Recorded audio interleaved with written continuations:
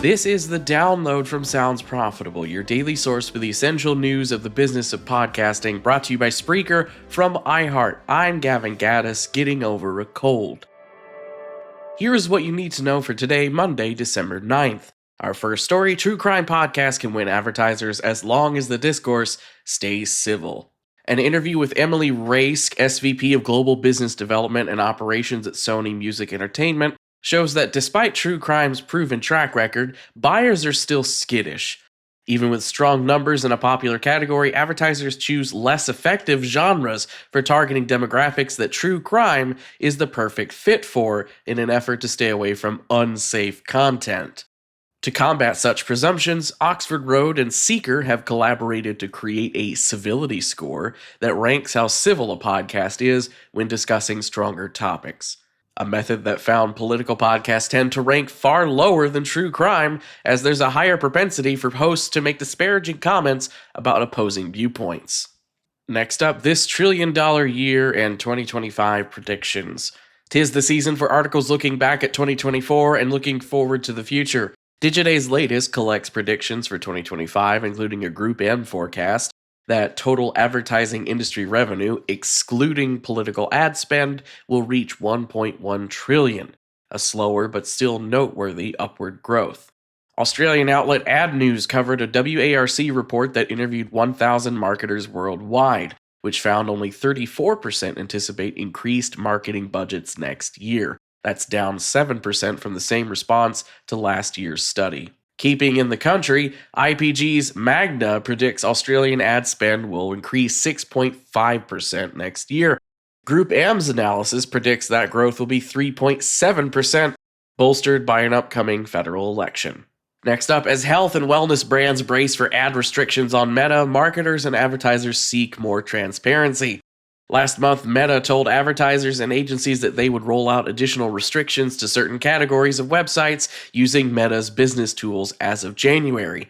A specific outcome of this is certain brands in the health and wellness category are no longer going to be able to use lower funnel tracking data for conversions.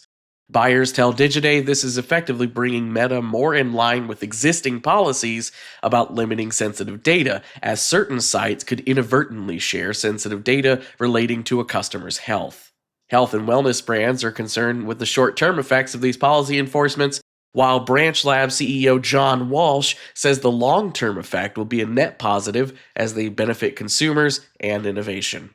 Next up, report Omnicom and IPG in advanced merger talks. Yesterday, the Wall Street Journal broke the story that Omnicom is in advanced talks to acquire Interpublic Group, or IPG, which would create the largest advertising and marketing services firm in the world. The formal transaction could be announced as early as this week. Exact terms have not been disclosed, but an all-stock merger value for IPG would value between $13 and $14 billion USD, not accounting for IPG's debt. The sizable merger likely will garner governmental attention, given the amount of advertising industry that would be encompassed within a joint Omnicom and IPG.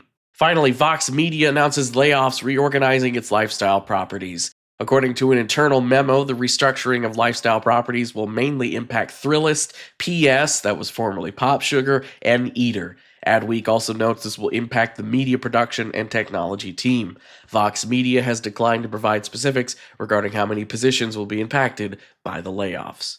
As for the rest of the news, the Podcast Hall of Fame has announced 11 honorees to be inducted in 2025, including our very own Tom Webster. The induction ceremony will take place January 17th in Orlando, Florida at Podfest Expo. Neil Modi, co-founder of Headliner, has recently been interviewed by Podcast Business Journal. Co-host has launched an enhanced B2B podcast analytics feature to improve listener identification and ROI measurement. SiriusXM Media has announced the Women's Empowerment Network, launching with 2 new podcasts, with more slated to debut in upcoming months.